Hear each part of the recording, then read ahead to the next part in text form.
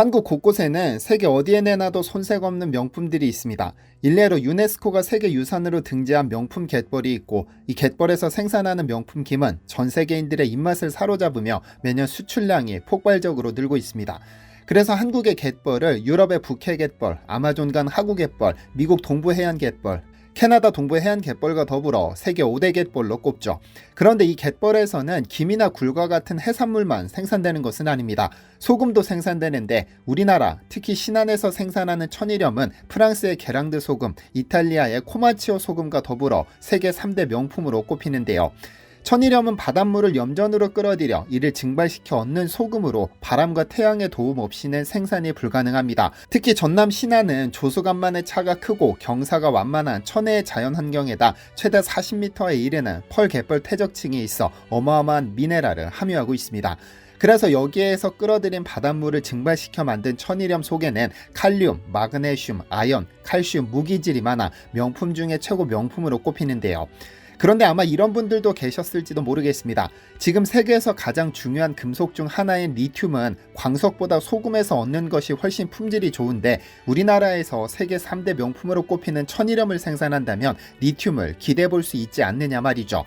그런데 이런 일이 실제로 벌어졌습니다. 왜냐하면 염전만 있는 줄 알았던 전남 신안 지하 1350m 지점에서 어마어마한 리튬을 함유한 소금 호수가 발견됐기 때문입니다. 이걸 잘 개발하면 우리나라의 미래가 완전히 달라질 수도 있을 텐데, 전남 신안에서 어떤 일이 일어나고 있는 것일까요? 안녕하세요, 디스멘터리입니다.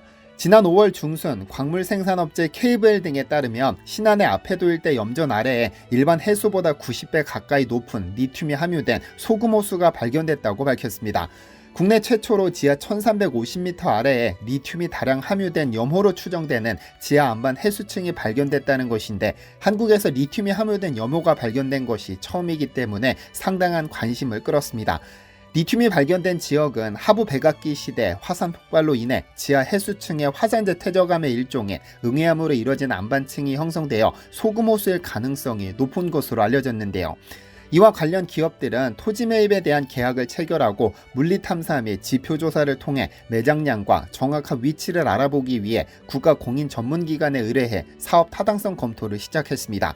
이 소식이 전해지면서 리튬 수요의 100%를 수입에 의존하는 우리나라가 드디어 리튬 생산국 대열에 합류할 수 있을 것이라는 기대감이 높아졌었죠. 그리고 그 보고서가 얼마 전 발표됐습니다. 그런데 이 보고서가 나오기 전 상당한 의구심이 제기됐었습니다.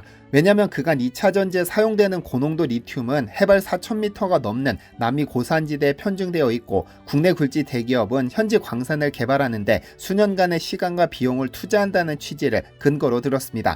하지만 이번 논란의 핵심은 신안에서 발견된 염호의 리튬 존재 여부가 아니라 생산 가능성에 있을 겁니다. 리튬을 뽑아내도 수익성이 있느냐가 사업 결정에 중요한 영향을 미칠 테니까요. 어느 염전에 가더라도 리튬은 함유되어 있을 것이지만 그 농도나 함유량이 과연 생산에 이르러도 수익성이 있을 만큼 높은지는 별개의 문제입니다. 그러니까 함유 여부가 중요한 것이 아니라 함량과 농도가 중요한 것이죠. 그런데 신안에서 발견된 염호에 대한 성분 분석 결과 일반 해수 대비 약 90배 많은 리튬 성분이 있는 것으로 나타났습니다. 7월 초 전문연구소와 지질 분야 공인기관에 의뢰한 결과 리튬 함량이 약 13에서 16ppm으로 확인됐죠. 신안 아페도 염호는 지하 55m부터 1000m까지 리튬이 함유됐는데, 2013년 전남도가 한국기초과학지원연구원과 진행했던 조사 결과인 3.2ppm보다 4배가량 높은 수치입니다. 2013년과 2023년의 결과가 다른 이유는 그 깊이 때문입니다.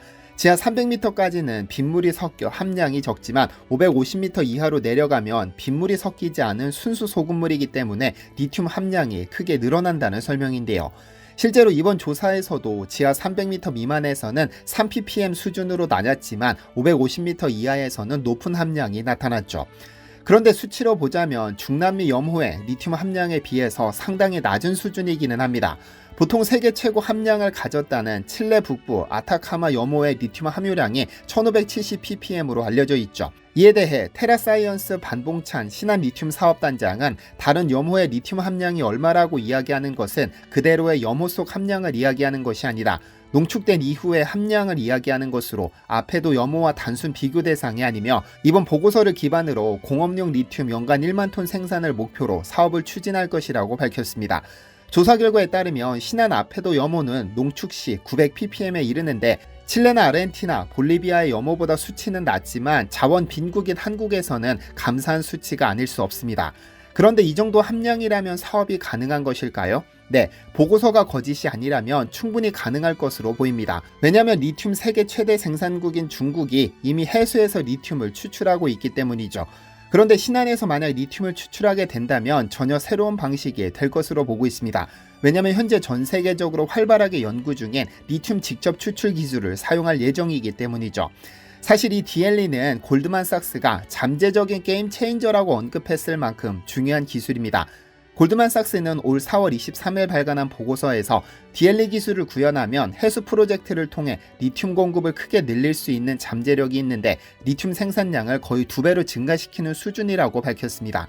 그간 전통적인 리튬 추출은 증발법으로 리튬이 매장된 염수를 땅으로 끌어올린 후 바닷물을 건조시켜 소금을 만드는 염전과 비슷한 형태인 폰드에서 4단계에 걸친 건조 공정을 거칩니다. 이 과정에서 농축된 염수는 칼슘과 마그네슘 등의 불순물을 제거하고 여전히 남은 수분을 재차 건조시키는 과정을 거쳤죠.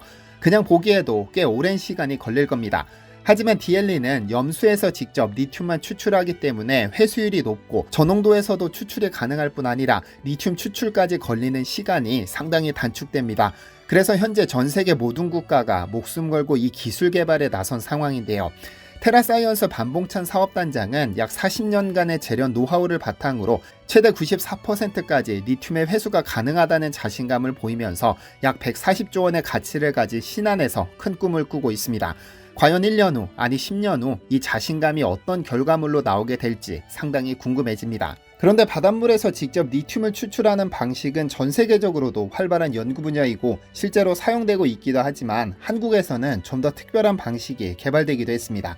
지난 2월 한국생산기술연구원은 해수 담수화 공정 중 버려지는 고염도 농축수에서 전기투석을 통해 고순도 리튬을 뽑아내는 기술을 개발했습니다. 식물이 뿌리에서 흡수한 물을 입까지 보내는 원리를 적용시켜 낮은 전력으로도 리튬을 선택적으로 분리할 수 있도록 한 것이죠. 사실 이는 해양 생태계 파괴를 막기 위한 목적이 컸습니다. 해수 담수화는 바닷물을 담수로 바꾸는 기술로 바닷물에서 소금기를 빼 공업용수나 농업용수로 만듭니다. 그런데 이 과정에서 매일 약 7만 5천 톤의 고염도 농축수가 버려지는데 이것이 해양 생태계 교란의 주범이었죠. 이를 재활용하기 위해 기술 개발에 나섰는데 한국 연구팀이 순환형 에너지 시스템을 개발했습니다. 장치 내부에 2개의 분리막이 있어 중앙에 바닷물을 주입하면 순환을 통해 한쪽에는 담수가 다른 한쪽에는 리튬 농축수가 만들어집니다. 아직까지 상용화되려면 먼 길을 가야겠지만 자연 파괴도 막고 리튬이라는 황금까지 얻을 수 있다면 얼마든지 기다릴 수 있는 소중한 기술이니 잘 진행되었으면 좋겠습니다. 그렇다면 전 세계 가장 많은 리튬은 어디에 매장되어 있을까요? 리튬은 크게 소금물의 형태와 광석 형태로 지구상에 존재하는데 수산화 리튬이 광석 리튬에 비해 효율이 좋고 품질이 높은 건 상식입니다. 하지만 전 세계적으로 수산화 리튬을 만들 수 있는 염호는 극소량에 불과하죠. 여기에 내연기관차의 연료가 석유였다면 전기차의 연료는 리튬으로 볼 수 있기 때문에 그 가치가 석유만큼이나 아니 그 이상으로 높아졌는데요. 그래서 리튬을 두고 하얀 석유라고 부르는 겁니다. 이 하얀 석유를 가장 많이 보유한 국가는 소위 리튬 트라이앵글이라 부르는 중남미의 볼리비아, 아르헨티나, 칠레인데 전 세계 매장량의 56%가 여기에 있습니다. 하지만 리튬의 가치가 높아지고 희소해지면서 이 국가들은 앞다퉈 리튬의 국유화를 시작했습니다. 볼리비아는 이미 국유화를 선언했고 아르헨티나는 전략광물로 지정해 민간 기업의 모든 탐사 활동을 정지시켰으며 칠레 역시 국유화 준비 작업으로 국영기업 설립을 천명했습니다.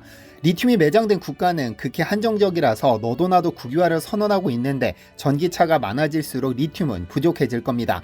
그래서 현재 리튬 가격은 2021년 대비 무려 6배 가까이 폭등한 상황인데요. 더구나 현재 추세를 따른다면 2030년 리튬 수요가 7배 증가할 것이라고 하니 앞으로의 미래가 눈에 보이시죠? 한국은 더욱 심각합니다. 국내 전체 리튬 수요의 89%는 전기차 등의 배터리 생산에 쓰이고 있고 2040년이 되면 2020년보다 수요가 42배 높아진다고 하죠. 그래서 신안에서의 리튬 생산이 어쩌면 우리의 미래를 결정할 수도 있을 만큼 중요한 것이고 외국으로부터의 원활한 리튬 수급이 국가와 기업의 미래가 달렸습니다. 그런데 이런 사태가 터지기 전에 리튬 트라이앵글에서 염호 하나를 통째로 사들인 기업이 있습니다. 포스코인데요. 사실 포스코는 기업의 미래를 아예 리튬에 올인했습니다. 이미 2010년부터 미래 먹거리로 리튬을 선택해 리튬 생산 기술 개발에 착수함과 동시에 전 세계 곳곳에서 리튬 찾기에 나섰습니다. 그러다 눈에 들어온 곳이 아르헨티나의 옴브레 무에르토 염호입니다. 전 세계 몇 안 되는 수산화 리튬을 만들 수 있는 호수인데 2018년 이 호수의 관건을 사들였습니다. 그 양이 얼마나 될까요? 옴브레 무에르토는 죽은 남자라는 뜻을 가졌습니다. 소금 때문에 아무것도 잘할 수 없는 죽음의 땅이었죠. 그런데 이 아래 지하 600m에는 웬만한 유전과 맞먹는 규모의 초대형 염호가 숨쉬고 있습니다. 고농도 리튬이 무려 220만 톤이라고 하죠. 그리고 포스코는 2018년 관건을 사들인 즉시 리튬 매장량 검증을 실시했는데 글로벌 염수 리튬 전문 컨설팅 기업인 미국의 몽고메리사는 호수 아래 1350만 톤이 매장됐다는 결과를 발표했습니다. 원래 예상했던 220만 톤이 아니라 그보다 6배 많은 1350만 톤이라고 하죠. 채굴 가능성과 수율을 보수적으로 계산해도 30년간 생산할 수 있는 어마어마한 양이며 누적 영업이익만 좋기 수십조 원인데요.